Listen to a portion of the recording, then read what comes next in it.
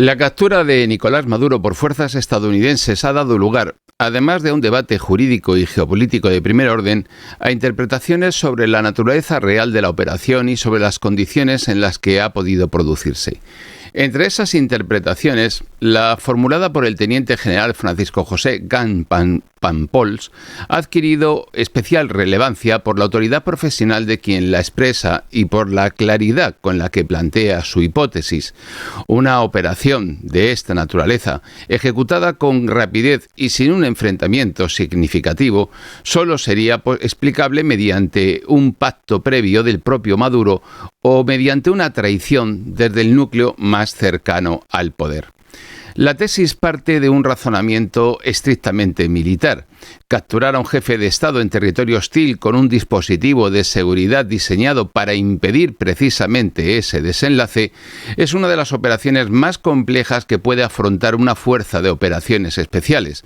En condiciones normales, ese tipo de objetivo estaría protegido por varias capas de seguridad, por unidades entrenadas para resistir incursiones y por protocolos destinados a garantizar la evacuación o el repliegue del protegido hacia posiciones seguras. Desde este punto de vista, la ausencia de combates prolongados y de bajas visibles plantea una pregunta legítima sobre cómo fue posible neutralizar ese dispositivo sin una resistencia apreciable. En este punto de vista, el análisis del general Gant Pampols es sólido cuando describe el carácter quirúrgico de la operación y cuando subraya la asimetría absoluta de capacidades entre Estados Unidos y Venezuela. No es discutible que Venezuela carece de medios para disputar la superioridad aérea, romper un bloqueo naval o impedir una acción puntual de fuerzas especiales respaldadas por inteligencia avanzada, guerra electrónica y control del entorno. Tampoco es discutible que la operación no responde a una invasión convencional, es una acción claramente limitada y quirúrgica, diseñada además para capturar a una persona concreta, desorganizar temporalmente la cúpula del mando venezolano y abandonar el teatro de operaciones sin una ocupación apenas más que momentánea del terreno. En ese plano, la lectura del general coincide con la lógica doctrinal conocida y con los hechos confirmados. También es acertada su valoración del marco jurídico. La operación se sitúa fuera de los mecanismos multilaterales del derecho internacional, más clásico y conocido, no cuenta con respaldo de ningún organismo internacional y no tiene relación alguna con el ámbito de actuación de la OTAN.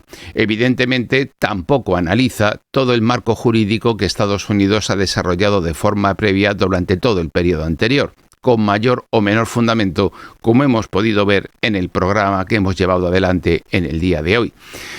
Se trata, por lo tanto, de una acción unilateral que responde a los intereses de Estados Unidos y que se apoya en un encuadre penal propio, no en una legitimación colectiva, ni muchísimo menos, y en este punto la afirmación de que estamos ante la razón de la fuerza describe con precisión el momento actual del sistema internacional y coincide con las reacciones expresadas por las Naciones Unidas, por numerosos estados, y que yo, por mi parte, he volcado el año pasado en El fin de Occidente, las 5 claves del combate geopolítico mundial.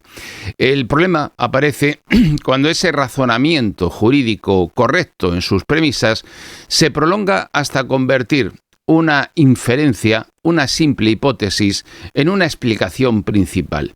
Gant Pampols eleva la hipótesis más plausible, según él, la existencia de un pacto previo del propio Maduro para facilitar su captura o, alternativamente, una traición desde el entorno inmediato del poder, a hipótesis esencial y eje explicativo. Esa formulación, como hipótesis, no es ilegítima, pero metodológicamente es muy débil cuando se presenta como una conclusión preferente en ausencia de ninguna prueba verificable. La rapidez de una operación y la ausencia de bajas no constituyen por sí mismas una demostración de ningún consentimiento del objetivo. Las operaciones modernas de fuerzas especiales están diseñadas precisamente para neutralizar dispositivos de protección en escasos segundos o minutos, mediante sorpresa, desorganización del mando, control de comunicaciones y superioridad tecnológica. Por lo tanto, la explicación que nos ofrece el teniente general no nos conduce a su conclusión.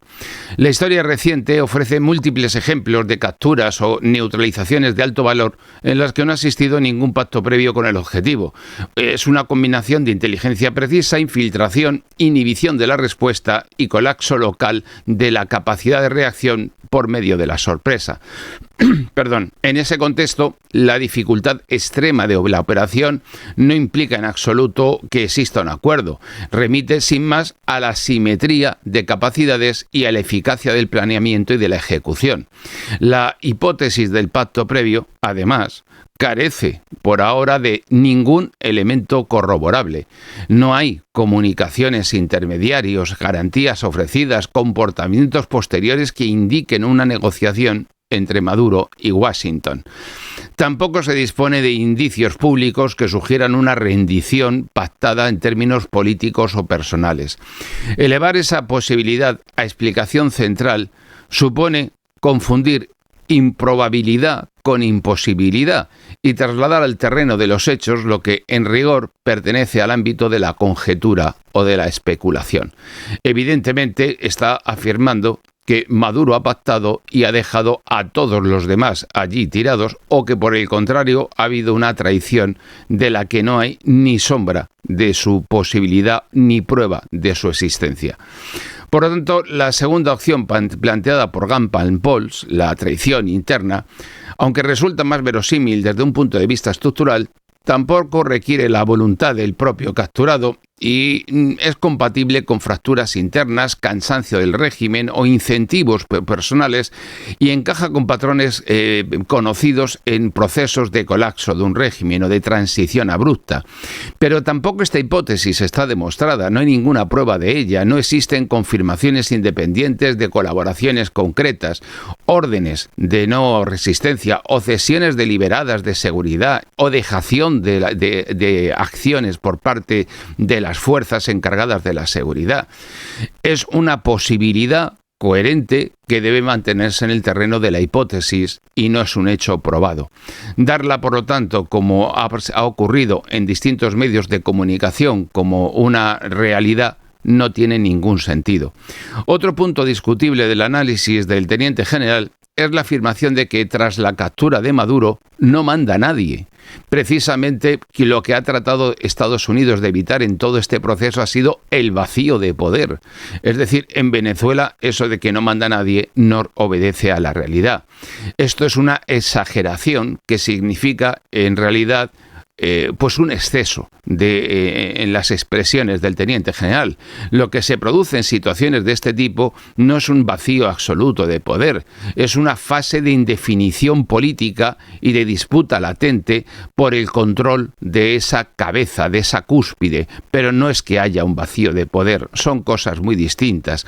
Las estructuras administrativas, las fuerzas armadas, los cuerpos de seguridad no desaparecen de la noche a la mañana y de repente hay un vacío. No, están funcionando, tienen y obedecen órdenes, existe una estructura jerarquizada y existe un mando que se ejerce. No hay ningún vacío de poder. Hablar de vacío total puede ser útil como una imagen retórica de cara a los medios de comunicación, pero no describe con precisión un escenario en el que subsisten estas jerarquías, las capacidades coercitivas y las rutinas de funcionamiento. En cambio, la lectura que hace Gunn Pauls sobre la reacción institucional, pues esta sí ha sido ajustada a la realidad.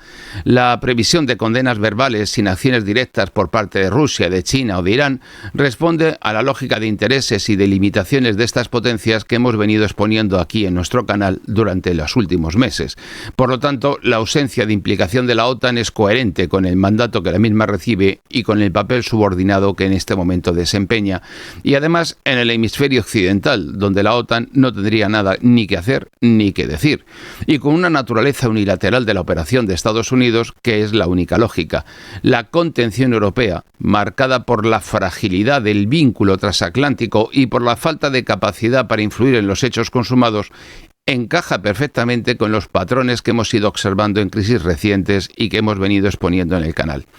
En conjunto, la aportación del teniente general Jan Pampols debe leerse en sus justos términos. Su análisis es valioso cuando se mantiene en el terreno de la evaluación puramente militar. Da una descripción operativa y también hace una acertada descripción del encuadre jurídico, pero se vuelve problemático cuando transforma una mera hipótesis interpretativa en explicación principal sin ningún respaldo probatorio suficiente y además la ofrece a los medios de comunicación como hecho relevante a tener en cuenta. Por lo tanto, reconocer esta distinción no implica en ningún momento descalificar al teniente general Jan Pampols, ni cuestionar, por supuesto, su competencia ni su capacidad, pero sí debemos aplicar el mismo rigor que él exige cuando evalúa capacidades, riesgos y escenarios a sus propias declaraciones. La forma intelectualmente honesta de integrar su lectura consiste en asumir que la captura de Maduro pudo verse facilitada por factores internos, incluida la posible traición de algunos actores, pero que con la información disponible no puede afirmarse que exista un pacto previo del propio Maduro, ni que sea la explicación más plausible, como él ha dicho, por defecto. La operación puede explicarse igualmente mediante asimetría de capacidades, sorpresa estratégica y colapso puntual del dispositivo de protección sin necesidad de recurrir a motivos ocultos ni conspiraciones de las que no consta ninguna prueba. Mantener esa cautela analítica es esencial en un contexto en el que los hechos aún están desarrollándose y en el que las interpretaciones interesadas proliferan con rapidez. El valor de la intervención del teniente general Jan Pampols reside en abrir un debate informado sobre los límites de lo verosímil en operaciones de este tipo, pero no encerrar ese debate con conclusiones que, por ahora, no pueden sostenerse como hechos y no son más que puras especulaciones personales.